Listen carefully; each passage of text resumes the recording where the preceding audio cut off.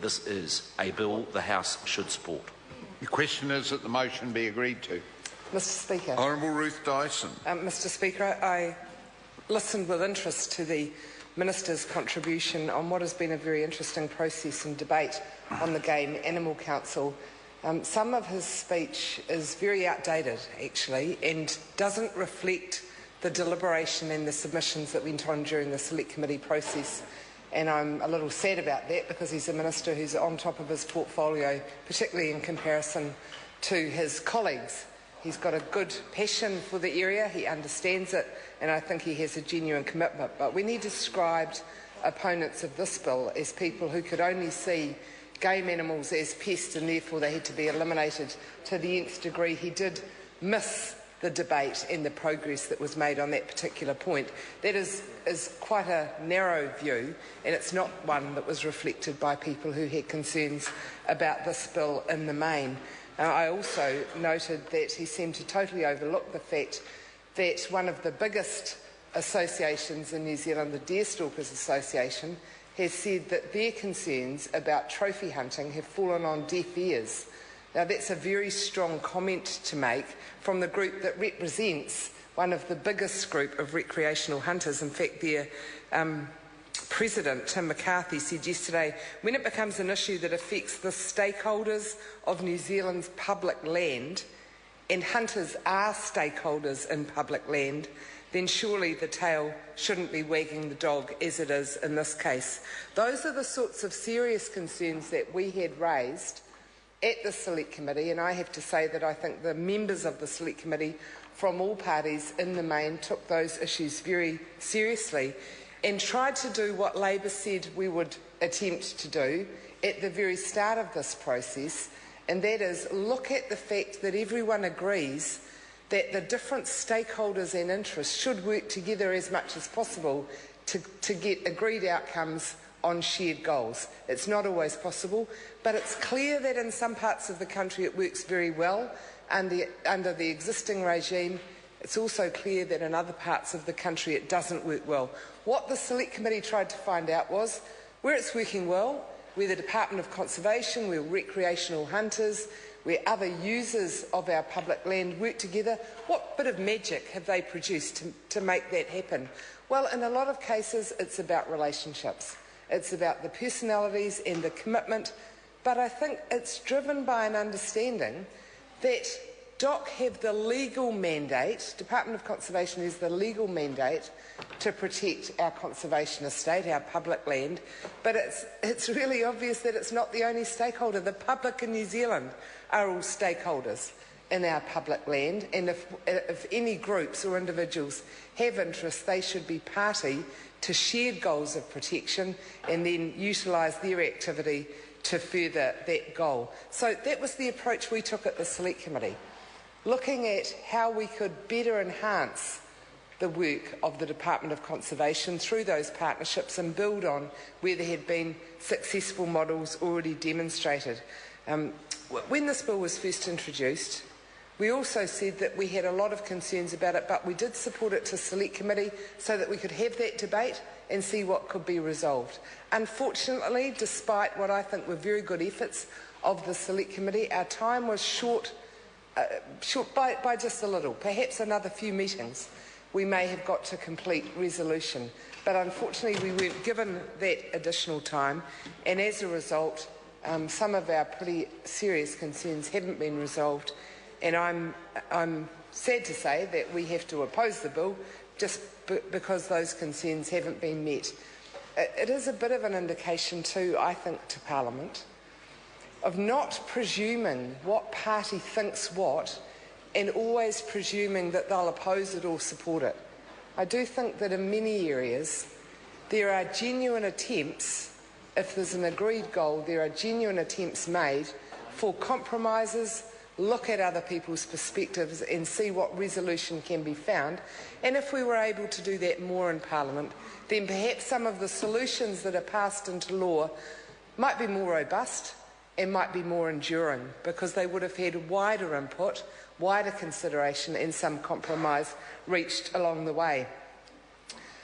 What I think this bill does now is actually create a stronger tension between hunters in New Zealand and the Department of Conservation, and from my perspective, that's the very opposite of what we should do.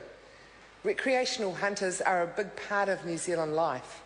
We heard that from submitters, the passion that those submitters have about the great outdoors, about being able to hunt, whether it's to feed their neighbours or to feed their family in quite a serious way as part of their budgeting.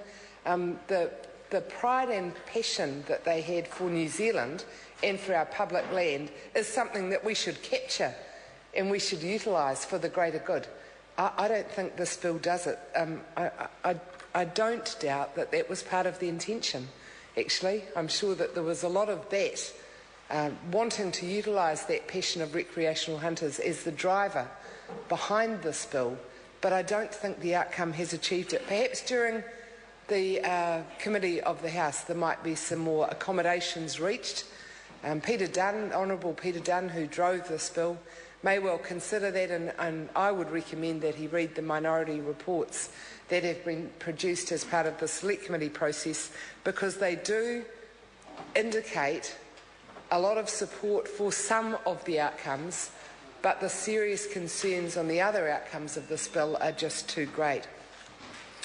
I've also heard that there is some concern that the supplementary order papers that have been tabled go too far or are based on an extreme view of what might happen. Actually, the supplementary order papers that I've seen so far produced by Eugenie Sage don't do that at all, and I'll obviously talk more about them in the committee stage, but I just want to put on the record for consideration of the other members of the House that her supplementary order papers, from my reading of them, do what the Select Committee assumed would happen anyway. So it's a belts and braces approach rather than something that's going to a real extreme. So I'd ask that serious consideration be given to all the supplementary order papers rather than an assumption that any member is trying to trip up the process. What we tried to do from Labour's perspective, and we put a lot of effort into the committee, into the Select Committee process, what we tried to do was just address the concerns that we had. We were upfront about it, we listened to the submissions, we moderated some of our views as part of the process and hardened up on others where those concerns haven't been met. So some of the areas are quite obvious. Where you want to create a partnership, you don't set up another structure and have it often in competition with an existing organisation. You work out how to have a structure that would better enhance the relationships that are so necessary for us. Mr. Speaker, it's obvious if we look at the way the Department of Conservation is operating now that it's under huge financial pressure. It has been forced by the nature of the budget cuts to move into better partnerships, as they call, with community organisations. What concerns me is that they're not genuine partnerships with shared goals, where different groups in our community say, we care about the public estate, we're not DOC, we're recreational hunters or we're fishing people, whatever their activity is, they have a passion and a genuine love and concern for the well-being of our public land. They should have a part to play.